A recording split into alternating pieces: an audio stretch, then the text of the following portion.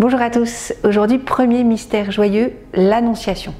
Alors je vous propose d'aujourd'hui de reprendre notre Bible et de lire le chapitre 1, verset 26 de Saint Luc. Donc l'Annonciation, l'ange est envoyé par Dieu pour aller pour faire une rencontre avec une jeune femme qui s'appelle Marie. Donc Dieu intervient dans la vie de Marie en faisant intervenir un ange auprès d'elle et dans sa maison. Alors on peut imaginer Marie dans sa maison, comment est sa maison, comment elle est dans sa maison. Et voilà, et Marie dont la vie et le cœur sont tournés vers le service de Dieu. Donc sa vie entière, avant cette rencontre, prépare cette rencontre. C'est une vierge fiancée à un homme du nom de Joseph. Voilà, avant que l'ange débarque, en fait, il y a cette promesse. Et l'ange, en fait, n'enlève rien, ça n'arrête pas cette promesse, ce désir profond qu'elle a dans son cœur, mais il vient lui parler d'une manière tout à fait inattendue. Le plan de Dieu va bien se dérouler à travers le mariage de Marie et Joseph, mais d'une manière nouvelle. Alors peut-être qu'aussi nous avons aujourd'hui plein de projets dans le cœur, et peut-être que le Seigneur veut nous parler à travers ces projets, et les rendre plus beaux et plus grands que ce qu'on avait même imaginé. Sommes-nous aujourd'hui d'accord pour l'accueillir dans notre maison, dans ce qu'il y a le plus profond en nous, dans notre cœur? Sommes-nous prêts à écouter sa voix, écouter ce qu'il veut nous proposer? Et puis il y a cette salutation de l'ange, réjouis-toi Marie, qu'on dit dans le Je vous salue Marie, réjouis-toi Shalom, une salutation porteuse de paix. Quand Dieu entre en contact avec nous, il veut nous apporter la paix et la joie.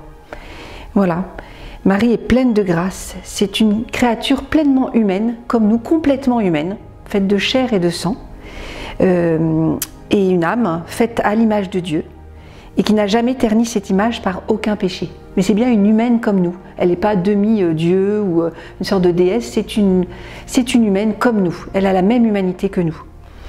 Alors Saint Bernard méditait cet événement en le mettant en scène et en se disant comment était, en imaginant toutes les créatures, les anges, les âmes de tous les justes des temps anciens qui attendaient la réponse de Marie. Parce que Marie n'était pas obligée de dire oui. Peut-être que toute sa vie a été des petits oui pour préparer ce grand oui. Et elle a dit oui. Donc tous les anges du ciel tout le monde devait retenir son souffle et quand elle a dit oui, tout le monde devait avoir une joie immense par ce oui. Le oui de Marie change le cours de l'histoire et du monde. Voilà, Dieu va devenir l'un de nous. Notre oui aussi transforme le monde. Nos oui, nos différents oui transforment le monde. Nos actes de foi, d'espérance et de charité transforment le monde. Tous les sacrements que nous avons reçus aussi nous transforment, mais aussi transforment le monde. Oui, il y a des crises dans nos vies, il y a des crises dans le monde, mais il y a aussi des renoncements à faire pour nos oui. Parfois, pour dire oui, il faut savoir dire non à d'autres choses. Mais petit à petit, tous nos petits oui vont faire qu'un jour, on aura un grand oui à poser. Ce que disait Saint Maximilien Kolbe, il disait, voilà, on a toujours des petits oui à poser. Et j'imagine que dans sa vie, le jour où il a dû dire oui, un grand oui pour donner sa vie pour ce père de famille, eh bien, il a été préparé par tous ces oui.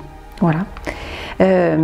Donc le Seigneur est avec nous, nous ne sommes pas seuls, et il nous redit, n'ayez pas peur, je suis bien avec vous. Marie gardait tout cela dans son cœur et puisse-t-elle aujourd'hui nous aider à dire oui, à redire oui pour accueillir Jésus nous aussi à l'intérieur de nous. Et peut-être que la dizaine de chapelets que je vous propose de dire aujourd'hui ensemble, ça peut être d'abord pour nous, aujourd'hui pour nous personnellement, pour qu'on arrive à dire ces oui et peut-être aussi à poser des non qui nous aident à avoir des oui plus grands. Voilà, parce que quand on dit des non, on renonce à quelque chose pour que nos oui soient plus pleins, plus entiers. Alors prions les uns avec les autres, prions pour nous personnellement, pour que nos oui soient des oui donnés au Seigneur. Bonne journée. Bonjour les amis, vous savez qu'on peut toujours se rendre à l'église. Peut-être qu'on ne peut pas se rassembler pour célébrer l'Eucharistie, mais on peut se rendre à l'église pour prier personnellement. Et ce qu'on vous propose à Bévar, et on a posé la question de la gendarmerie, eh bien vous pouvez vous rendre à la chapelle, d'où que vous soyez, même au-delà d'1 kilomètre, parce que c'est un sanctuaire pour venir prier. Et donc vous pouvez venir tout simplement eh bien, prendre un temps avec un cœur à cœur avec Jésus, tous les jours de 9 h à 10 h et de 19 h à 20 h. Prendre le temps de s'arrêter avec lui et devant lui.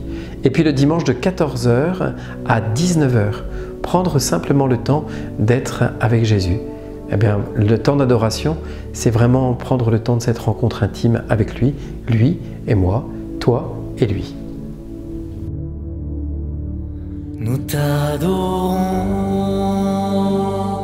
ô notre Père, nous t'acclamons, sois la lumière. Nous t'adorons, ô notre Père, nous t'acclamons, sois la lumière.